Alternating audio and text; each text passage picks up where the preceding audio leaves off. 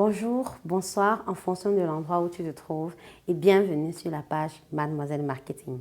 Je suis Yolande et sur cette page, je t'entretiens sur les questions de marketing, communication, événementiel.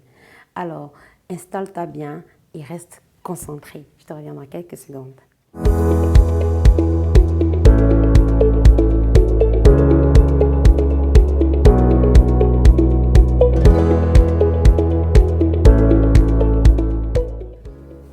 Alors, aujourd'hui, on va aborder la notion de notoriété de la marque. La notoriété de la marque, c'est le fait de la rendre populaire.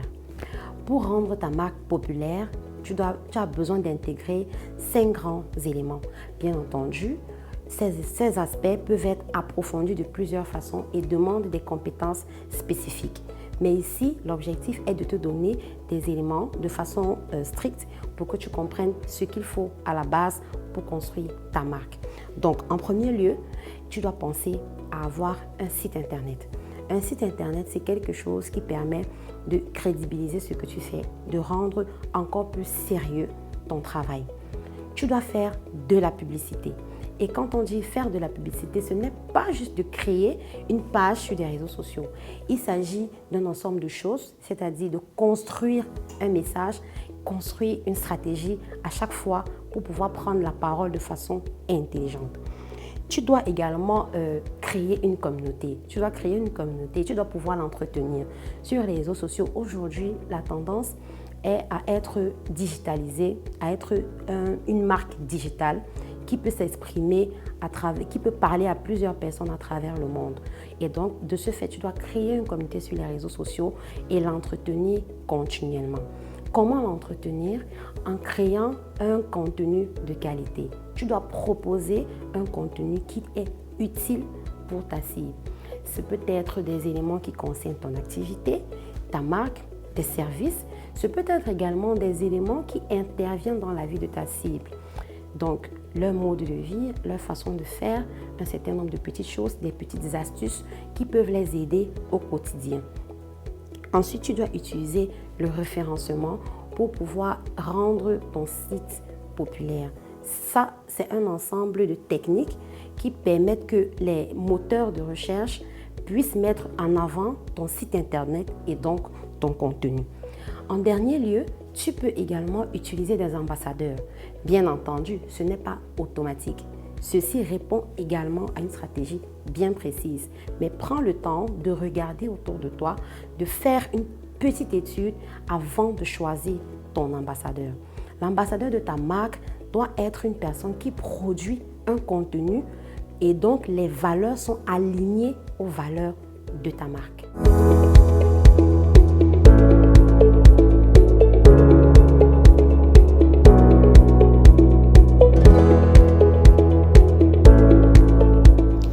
À présent, on va prendre quelques exemples sur une marque camerounaise, parler des aspects top, bien faits, et parler des aspects qui pourraient être améliorés.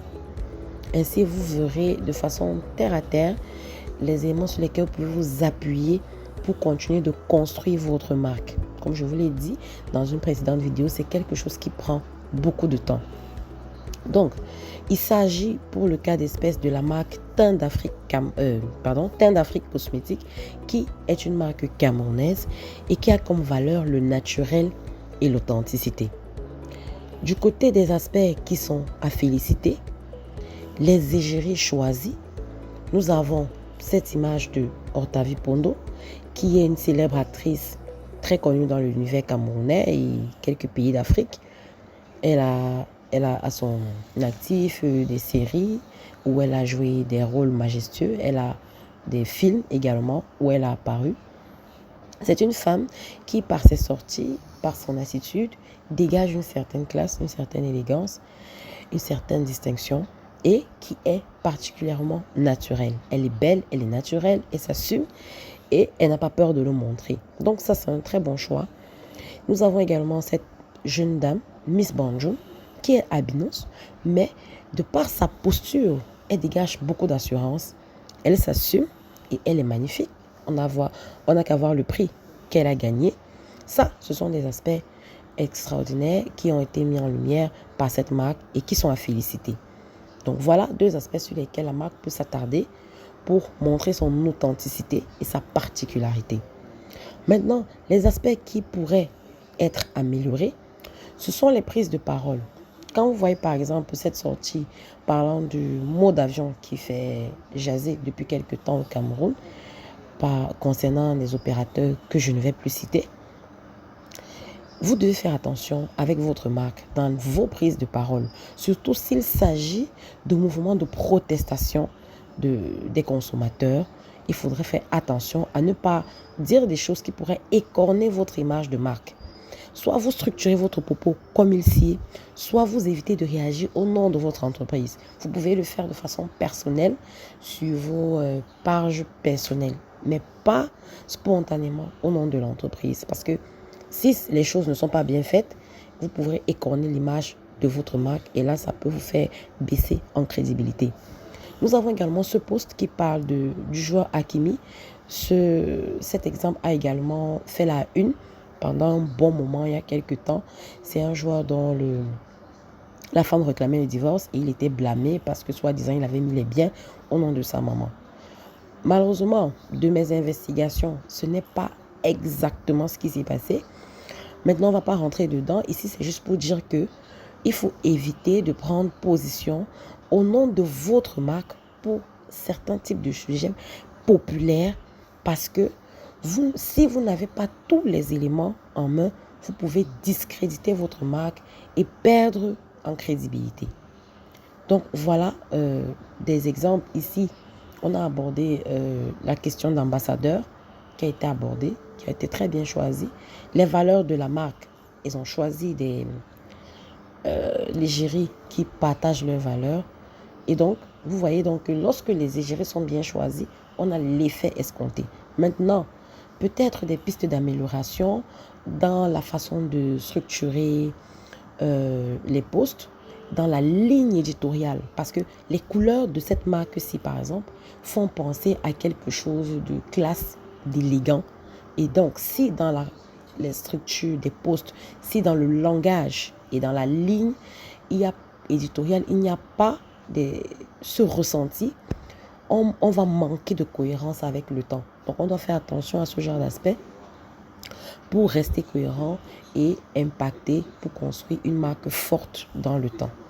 Donc, voilà quelques aspects que je peux donner pour éviter d'être trop longue et des exemples qui peuvent aider les entrepreneurs qui regardent la vidéo et pour savoir comment ils peuvent ajuster leur travail, leur stratégie.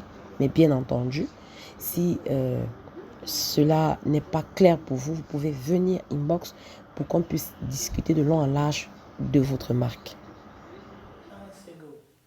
Merci d'avoir pris de ton temps pour regarder ce contenu. Si tu l'as trouvé utile, ne manque pas de liker, de commenter, de partager.